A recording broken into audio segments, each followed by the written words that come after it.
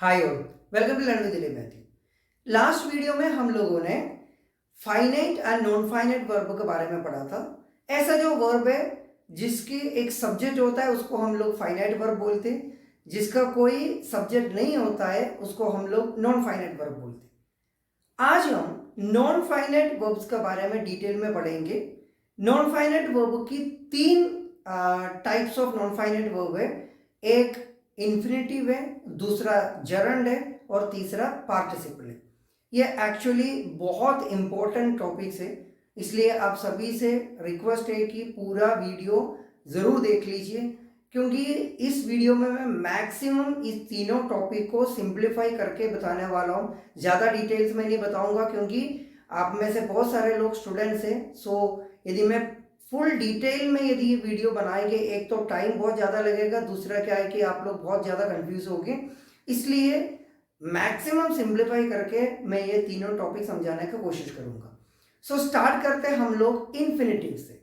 Infinitives दो प्रकार के हैं, एक टू इन्फिनेटिव या उसको फुल इन्फिनेटिव बोलते हैं, दूसरा है बेयर इन्फिनेटिव या जीरो इन्फिनेटिव। सो हम स्टार्ट करते फुल इन्फिनेटिव या टू इन्फिनेटिव के बारे में।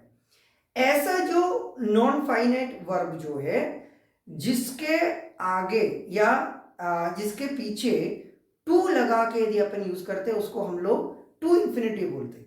For example, I want to talk to mister John.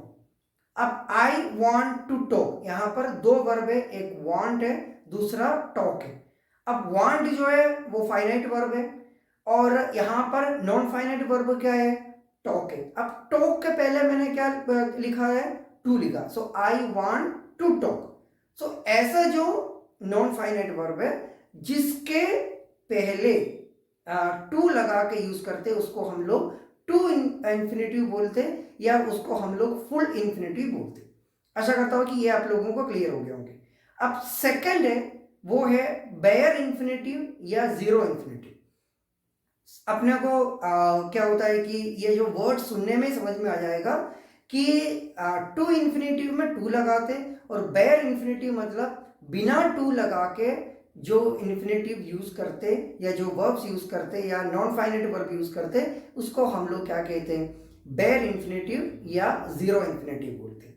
For example, I can do this, है ना। इसमें डू जो वर्ब जो है वो एक तो नॉन फाइनाइट वर्ब है और डू के पहले हम लोगों ने कोई टू नहीं लगाया, इसलिए ये एक्चुअली एक बेयर इन्फिनेटिव है ना। एक और एग्जाम्पल, लेट मी गो, यहां पर भी हम लोगों ने कोई टू नहीं यूज किया, इसलिए क्या है, क्लियरली आपको पता चल गया कि ऐसा जो इन्फिनेटिव है जिसके पहले हम लोग टू नहीं लगाते उसको हम लोग बेयर इन्फिनेटिव या जीरो इन्फिनेटिव बोलते।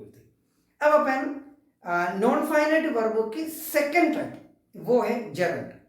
जेरंड एक्चुअली क्या है, gerund is the present participle form of a verb used as a noun in a sentence. मतलब प्रेजेंट पार्टिसिपल का मतलब क्या होता है कि ING form of the verb. So gerund actually ING form of the verb है, लेकिन उसका यूज एक्चुअली एक वर्ब के रूप में नहीं, एक नाउन के रूप में यूज करते। For example, swimming is a good exercise.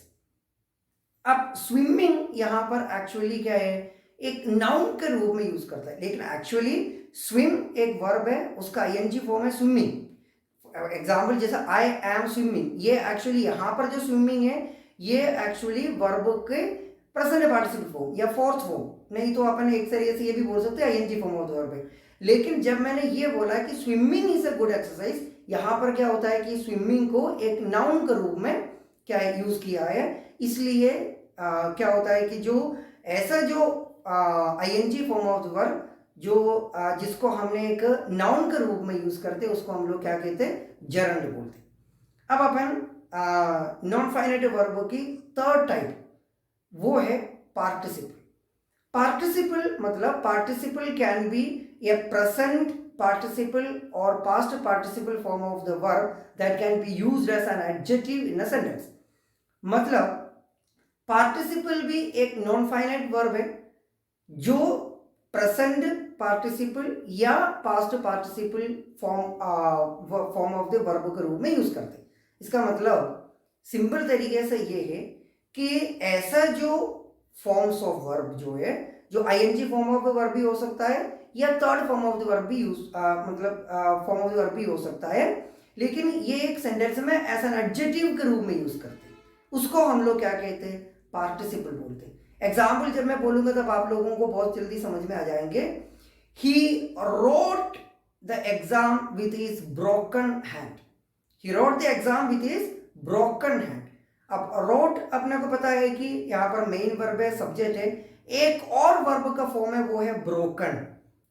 सो यहां पर ब्रोकन एक्चुअली वर्ब का थर्ड फॉर्म नहीं है। यहां पर क्या है, ये ब्रोकन वर्ड जो यूज किया हुआ है वो क्या है, हैंड के बारे में या मतलब क्या होता है कि एक्स्ट्रा बताने वाला वर्ड, मतलब एज एन एडजेक्टिव यहां पर यूज किया है। आशा करता हूं कि ये आप लोगों को क्लियर हो गए होंगे। नहीं तो एक और एग्जाम्पल देख लेंगे। ही reached the swimming pool with his swimming suit.